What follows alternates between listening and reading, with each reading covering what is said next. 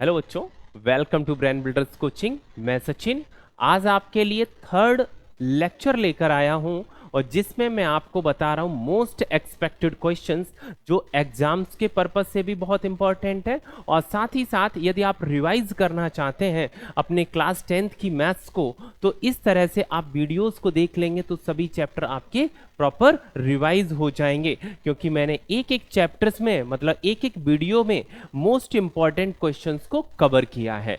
चलिए देखते हैं। पहला अपने पास क्वेश्चन है 3x square minus 2x minus 5। तो सबसे पहले क्वाड्रेटिक इक्वेशंस का क्वेश्चन है, फैक्टराइजेशन आपको करने होंगे। तो आपने देखा 5 3 15, 5 इंटू 3 ऑलरेडी क्या हो गया 15। मैंने देखा इसका जो डिफरेंस है, क्योंकि मुझे डिफरेंस पे ही वर्क करना है, डिफरेंस चेकआउट किया तो वो क्या आ गया 2 आ गया। इट मींस आपको कोई अलग से फैक्टर थिंक करने की कोई ज़रूरत नहीं है। कभी कभी ऐसा भी केस मिलेगा जो आप फैक्टर निकालने जा रहे हैं ना, जिसके मल्टीपल करके वही फैक्टर्स होंगे। चलिए ऐसे केस में आपको करना है क्या, आपके लिए कैलकुलेशन और ईजी हो गई। आप लिखेंगे 3x square minus 5x minus 3x minus 5 और दिस इज इक्वल 0। देखिएगा यहाँ पर कुछ कॉमन है क्या, आपने देखा x कॉमन है, सो रिमेनिंग पार्ट क्या होगा 3x माइनस 5। नाउ अगेन देखेंगे -1 कॉमन लिया तो रिमेनिंग क्या होगा आपका -3x माइनस 5।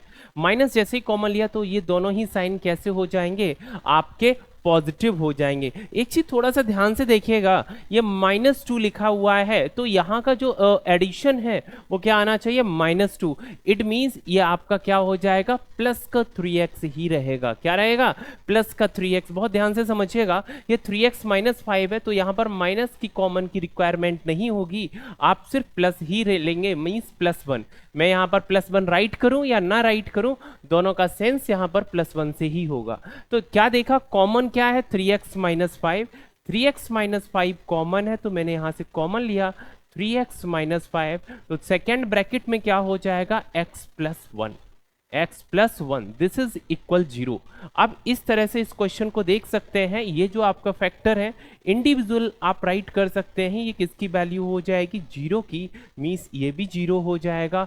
और यहाँ से हम बोले x plus 1 this is equal 0, means x की वैल्यू यहाँ पर आ जाएगी -1। यहाँ से x की जो वैल्यू निकल के आ रही है वो आपकी आ रही 5/3। इस तरह से दोनों आपके आंसर्स फाइंड आउट हो गए। जब क्वाड्रेटिक इक्वेशंस है डिग्री 2 है तो सॉल्यूशंस इसके कितने होंगे 2 होंगे। इस तरह से आप आराम से राइट कर सकते हैं। चलिए अगले क्वेश्चंस को देखना चाहेंगे। लिखा है find the area of the triangle whose vertices are. आपको एक ट्राइंगल दिया गया है और उसके वर्टिसेस गिवन है, तो जब वर्टिसेस गिवन है उसकी हेल्प से आपको एरिया निकालना हो तो एक तो मैं बताऊं ट्राइंगल्स का वर्टिसेस के थ्रू डायरेक्ट एरिया निकाला जा सकता है, ठीक है, लेकिन वो आपके सिलेबस में नहीं बताया गया है। तो ऐसे केस में आप क्या करेंगे, जब डिस्टेंस फार्मूला आपके सिलेबस में है तो डिस्टेंस फार्मूला की हेल्प से सभी साइड्स फाइंड आउट हो जाएंगी, और जब सभी साइड्स फाइंड आउट हो जाएंगी तो उसकी हेल्प से आप हीरोन्स फार्मूला का यूज करेंगे और ट्राइंगल्स का एरिया फाइंड आउट कर लेंगे। तो इस क्वेश्चंस को बहुत संभल के देखिएगा और समझिएगा कि मैंने सभी पॉइंट्स को कंसीडर कर लिया, ये A है, ये B है और ये मेरा पॉइंट C है, ठीक है। तो क्या करते हैं यहां से हम डिस्टेंस फार्मूला की हेल्प से AB, BC और CA की डिस्टेंस फाइंड आउट करते हैं। जब मेरी 3 साइड्स फाइंड आउट हो जाएंगी तो क्वेश्चंस को हम हीरोन्स फार्मूला की हेल्प से सॉल्व कर देंगे। तो देखिएगा सॉरी, AB की वैल्यू क्या है AB, A से B की वैल्यू की मैं AB की बात करूं तो डिस्टेंस फार्मूला ऑलरेडी आपको पता होगा, जिन बच्चों को ना पता हो ये ध्यान रखिएगा, आपको एक बार फार्मूला लिखना जरूर है। x2 minus x1 whole square plus y2 minus y1 whole square y2 minus y1 whole square, इस तरह से अप्लाई कर सकते हैं। तो दोनों ही केस में देखिएगा AB के अकॉर्डिंग मैं बोलना चाह रहा हूं, तो AB के अकॉर्डिंग क्या होगा x2 माइनस x1, x2 कितना है 5 और x1 कितना है 2, तो means 5 minus 2 will be the 3 और 3 का आपको क्या करना होगा स्क्वायर, ठीक है। y2 minus y1 means 7 minus 3 will be the 4, 4 का आपको क्या करना होगा स्क्वायर, ठीक है। ये चीज क्लियर हो जाती है। तो 3 3 9 हो गया, 3 3 ज़ा 9, 4 4 ज़ा 16, और आपने इसका स्क्वायर रूट फाइंड आउट कर लिया, means square root 25, square root 25 की वैल्यू हो जाएगी 5। मीन्स एक आपको साइड्स पता चल गई, ए बी कितनी है, 5 है। अब नेक्स्ट केस में देखिएगा, थोड़ा सा यहाँ पे देखिएगा, अब मैं बात करूं BC कितनी है, BC की डिस्टेंस थोड़ा फाइंड आउट कर लेते हैं। तो BC की डिस्टेंस फाइंड आउट करने के लिए क्या करेंगे, देखिए x2 minus x1 means 8 minus 5, 8 minus 5 will be the 3, और 3 का स्क्वायर क्या हो जाएगा आपका 9। देखिएगा 3 minus 3 minus 7, 3 minus 7 will be the -4, -4 का स्क्वायर करेंगे तो आपका आ जाएगा 60। ठीक है, तो यहां पर देखेंगे आपकी वैल्यू जो BC है, BC कितनी निकल के आएगी, 9 plus 16, 9 plus 16 will be the 25, तो स्क्वायर रूट 25, और यहां से BC की वैल्यू आपकी फाइंड आउट हो गई 5 यूनिट। ये कितनी है, 5 यूनिट है, ये भी आपकी 5 यूनिट निकल के आ गई यहां से। अब मैं बोलूं AC क्या होगा या CA क्या होगा, AC की वैल्यू क्या होगी, तो आप देख सकते हैं AC की वैल्यू को फाइंड आउट करने के लिए 8 माइनस 2 विल बी द 6, और 6 का स्क्वायर क्या होगा आपका, 6 का स्क्वायर होगा 36, 6 का स्क्वायर क्या हो जाएगा 36, 8 माइनस 2 विल बी द 6, 6 का स्क्वायर 36, 3 माइनस 3 तो 0, 0 का स्क्वायर होगा आपका 0 ही होगा, 0 का स्क्वायर क्या होगा 0। इट मीन्स यहां पर आप बोल सकते हैं ये आपका आ गई, एक साइड आपकी आ गई है 6, एक साइड कितनी है 6, दो साइड्स कितनी है 5। समझ में आया, इतनी चीजें क्लियर हैं। अब देखिएगा, अब इसी की हेल्प से आपको क्या करना है, एक ट्राइंगल बनाना है। और ट्राइंगल कैसे बनाना है, देखिएगा ध्यान समझिए, दो साइड्स उसकी बराबर है, एक साइड्स 5 है, दूसरी साइड्स भी 5 है, और एक जो थर्ड साइड है वो कितनी है 6 है। मीन्स मैं यदि इस पर परपेंडिकुलर ड्रॉ कर दूं तो ये दोनों ही साइड्स को इक्वल डिवाइड कर देगा।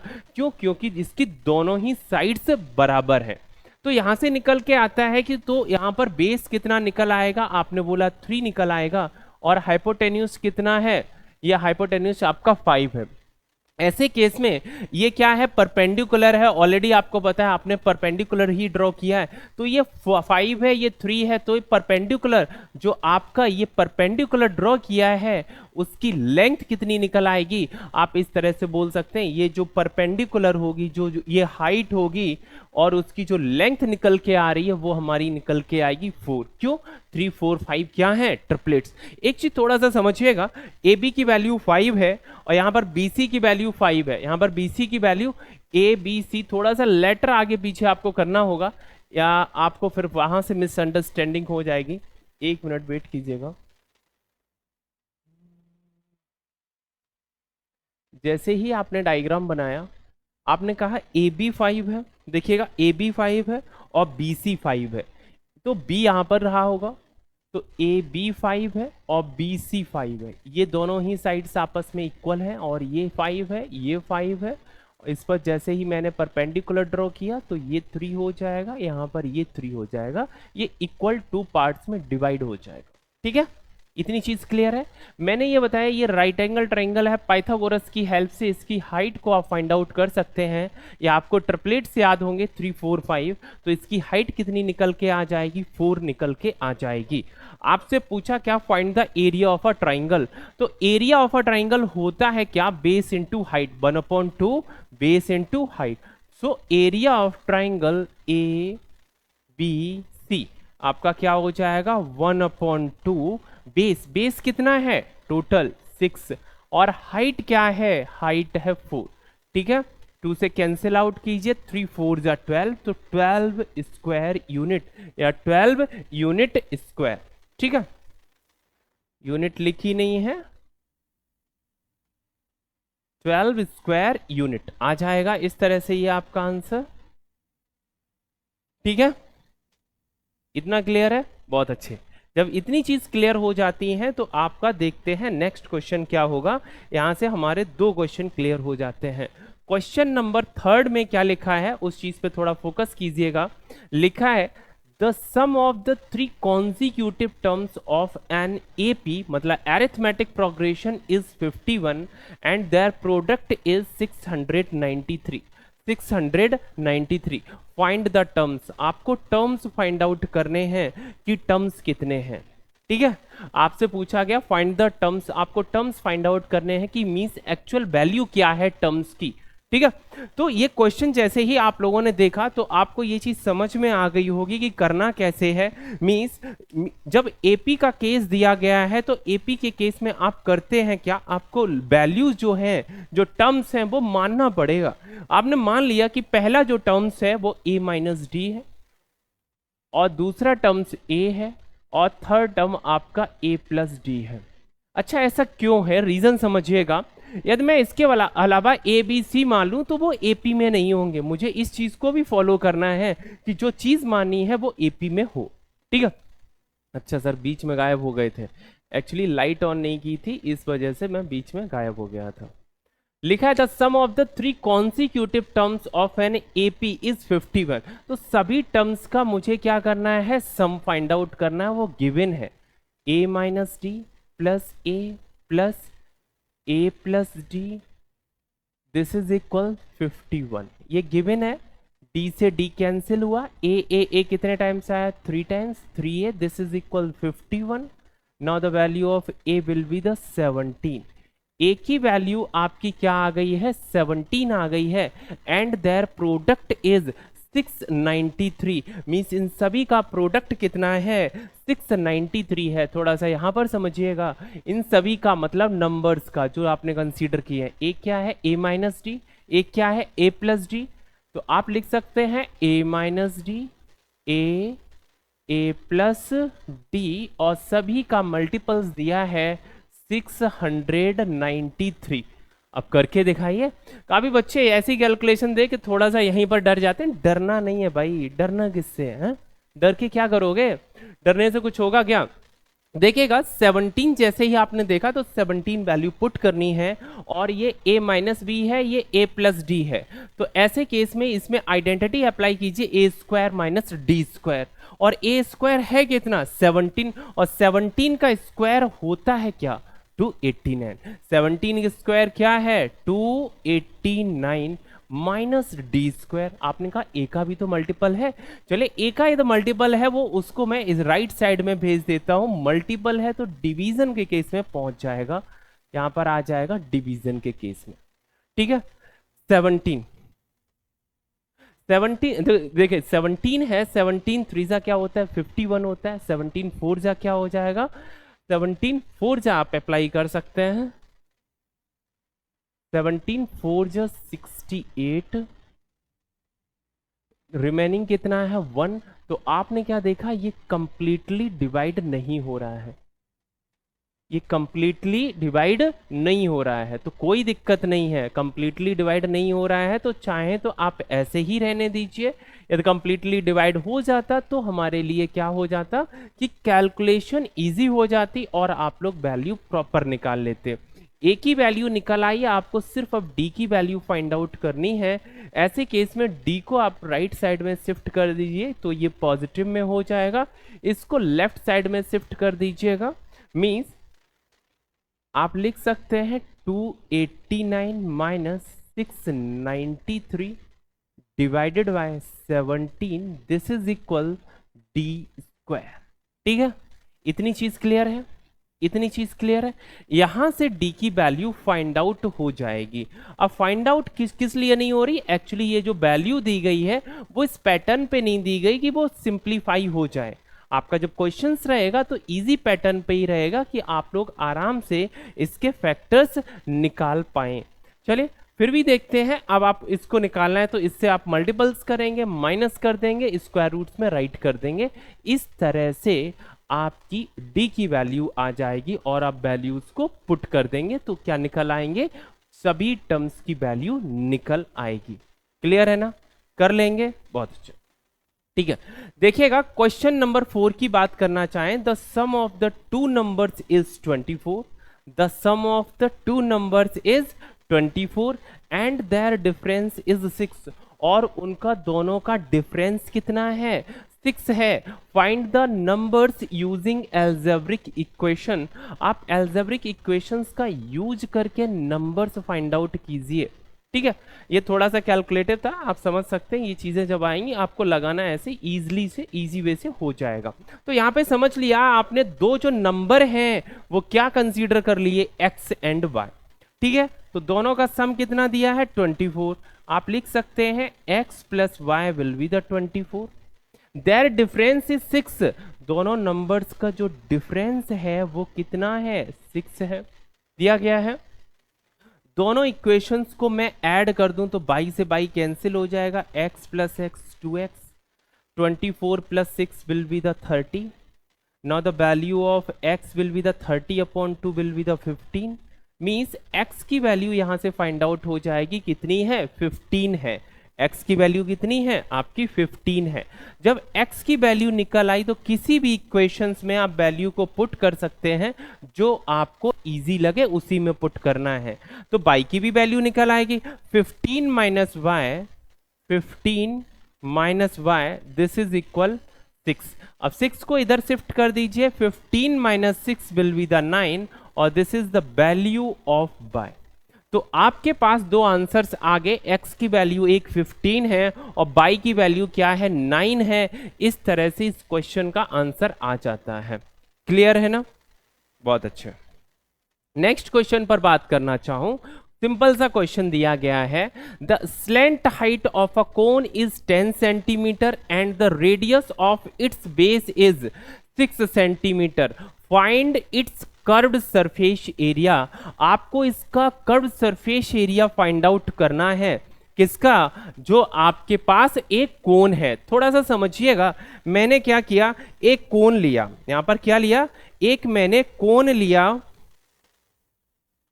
देखिएगा यहां पर समझिए, इस तरह से अपना ये कोन है और कोन में क्या बताया गया, जो जो चीजें गिवन है, the slant height of a cone is 10 centimetre, जो स्लेंट हाइट है वो कितनी है 10 सेंटीमीटर है, and radius of its base is 6 centimetre, जो इसका बेस का रेडियस है वो कितना है 6 सेंटीमीटर है। क्लियर है, find its curved surface area, इसका कर्व्ड सरफेस एरिया निकालना है जो पाई आर एल होता है। ठीक है, अब आप देखिएगा पाई आर एल के लिए आपको कोई एच की रिक्वायरमेंट है नहीं, तो आप अप्लाई भी नहीं करेंगे। आपसे क्या पूछा है सी एस ए, आपको डायग्राम बनाने की इतनी ज्यादा जरूरत नहीं थी, लेकिन आपको समझना बहुत जरूरी है। ठीक है, सी एस ए क्या होता है भाई 2 पाई आर, यानी पाई आर एल क्या होता है भाई पाई आर एल, पाई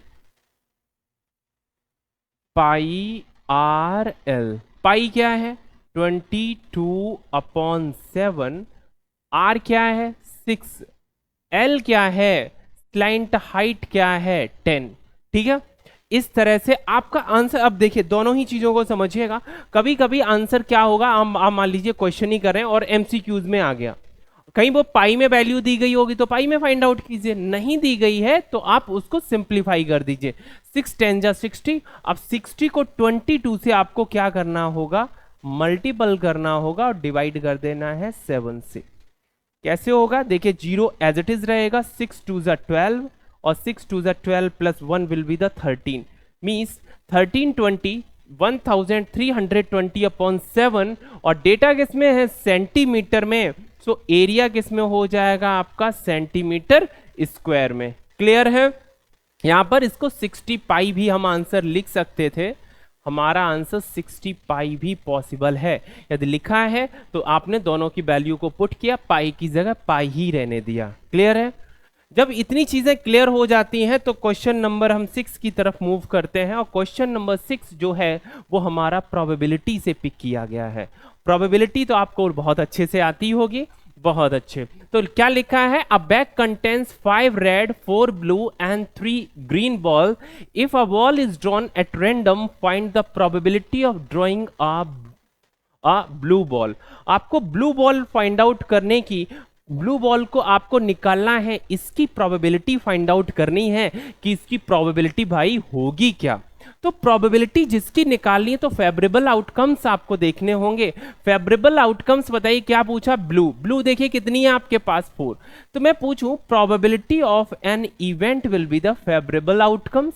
फेवरेबल आउटकम्स कितने हैं 4 अपॉन टोटल आउटकम्स मींस 5 + 4 + 3, तो आप लिख सकते हैं 5 + 4 + 3, 5 + 4 + 3 क्या हो गया 12, तो आप लिख सकते हैं 4/12 दिस इज इक्वल 1/3। ये आपकी क्या आ गई प्रोबेबिलिटी आ गई ब्लू बॉल को एक्सट्रैक्ट करने की, निकालने की। ब्लू बॉल्स थी या किसी भी बैग में और आप नहीं देख रहे हैं, अपने आपने आईज क्लोज कर ली और फिर भी निकालेंगे तो ब्लू बॉल होने की प्रोबेबिलिटी क्या है, संभावना है क्या, वो आपकी निकल के आएगी 1/3। ठीक है, नेक्स्ट देखते हैं the marks obtained by 5 students are these and find the mean and range. आपको मीन निकालना है, मीन क्या होता है लाइक एवरेज, आप क्या कंसीडर कर सकते हैं लाइक एवरेज, तो मीन क्या है sum of all the terms upon number of terms, और रेंज तो निकालना काफी इजी हो जाती है, सबसे बड़े नंबर से सबसे छोटे नंबर्स को आप माइनस कर दीजिए। चलिए पहले देखते हैं मीन कैसे फाइंड आउट करना होगा, तो मीन आप लिखेंगे, मीन क्या होता है sum of all the terms upon number of terms, sum of all the terms upon number of terms, सभी पदों का योग बटे पदों की संख्या, sum of all the terms upon number of terms, number of terms. देखिएगा सभी पदों का योग, योग कितना होगा, आप बोलेंगे 50 + 60 110, 110 + 70 180, 180 + 80 260, 180 + 80 260 और 260 + 90 350, 250 260 + 90 विल बी 350, तो यहां से आपका एडिशन कितना निकल के आया 350, और डिवाइडेड बाई क्या हो जाएगा नंबर ऑफ टर्म्स, देखिएगा 1 2 3 4 5, तो टर्म्स कितने हैं आपके पास 5 हैं, 7 5 35, यहाँ पर आंसर आपका क्या निकल आएगा 70 होगा, 70 क्या है मीन है, 70 है क्या यहाँ पर मीन है। अब मैं बात करूं रेंज क्या होगी, क्या निकालना है आपको रेंज,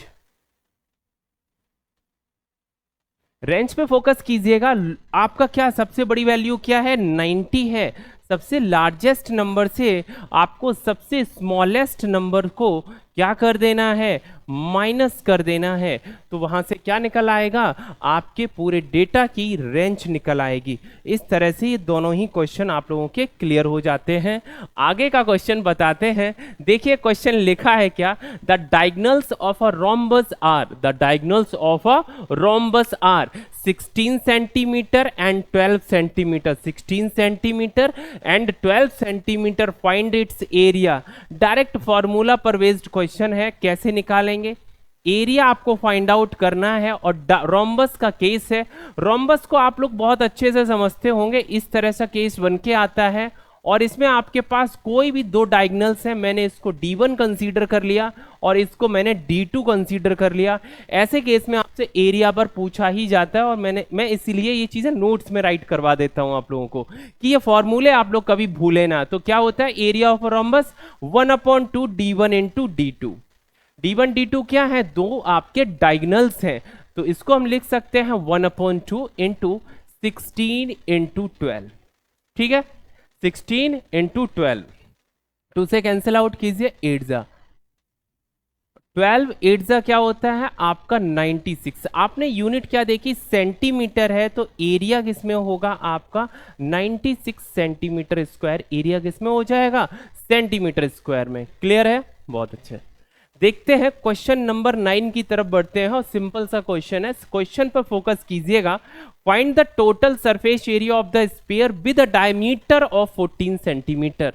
प्रॉब्लम क्या है बच्चे, इसी को रेडियस लेके कंसीडर कर लेते हैं, ऐसी प्रॉब्लम आप लोग ना करें, ये छोटी प्रॉब्लम नहीं होती, आप डायमीटर और रेडियस को भी फोकस नहीं करते क्वेश्चन पढ़ते टाइम पर, ये छोटी छोटी मिस्टेक्स नहीं करनी है। जब डायमीटर आपका 14 सेंटीमीटर है तो रेडियस क्या हो जाएगी डायमीटर की हाफ होगी, सो रेडियस आपकी कितनी हो गई 7 सेंटीमीटर, ये राइट कर लेंगे। आपसे पूछा है total surface area of a sphere means TSA पूछा है, क्या आपसे पूछा है टीएसए, और टीएसए आपका होता है क्या 4 पाई r²। अब मैं टीएसए पूछूं या सीएसए पूछूं, थोड़ा सा समझिएगा। जब स्पेयर की बात होती है, गोले की बात होती है, तो उसमें कर्व और विदाउट कर्व जैसा कोई केस नहीं होता। मतलब जो भी चीजें हैं, लाइक ये स्पेयर तो नहीं है, लेकिन आप समझ रहे हैं ये माउस है, ये इस तरह का कोई सरफेस है, तो वो पूरा जो आपका स्पेयर होता है वो एक ही जैसा होता है। तो वहां सीएसए हो, टीएसए हो या सरफेस एरिया लिखा हो, सभी केस में आप क्या लिखेंगे, टीएसए को राइट करेंगे 4 pi r square, 4 pi r square. ठीक है, 4 तो एज इट इज ही आप रहने दीजिए।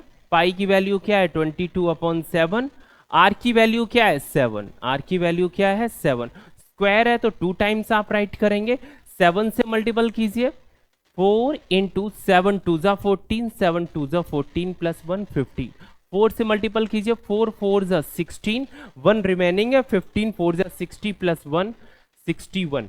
डेटा किसमें था आपका, सेंटीमीटर में था, यूनिट किसमें थी, सेंटीमीटर में। और अब आपसे पूछा है कर्व सरफेस एरिया या सरफेस एरिया, तो आपका हो जाएगा सेंटीमीटर स्क्वायर में।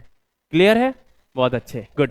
बस एक लास्ट क्वेश्चन की तरफ बढ़ते हैं, थोड़ा सा एंजॉय के साथ समझिएगा। और क्वेश्चन जो हैं सभी ये डिफरेंट डिफरेंट पैटर्न पर हैं, तो कहीं ना कहीं ये आपके लिए बहुत ज़्यादा इंपॉर्टेंट हो जाते हैं। और ये क्वेश्चंस लिया गया है ट्रुगो से। तो क्वेश्चंस को थोड़ा सा समझिएगा। tan a की वैल्यू दी गई है, tan a की वैल्यू दी गई है 5/12, sin a and cos a की वैल्यू पूछी गई है।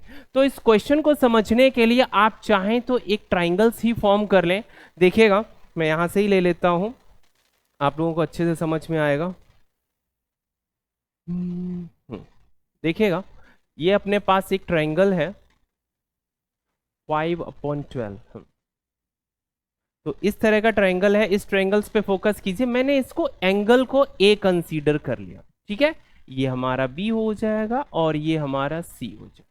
ये एंगल कितना होगा 90 डिग्री होगा। ये एंगल कितना होगा 90 डिग्री।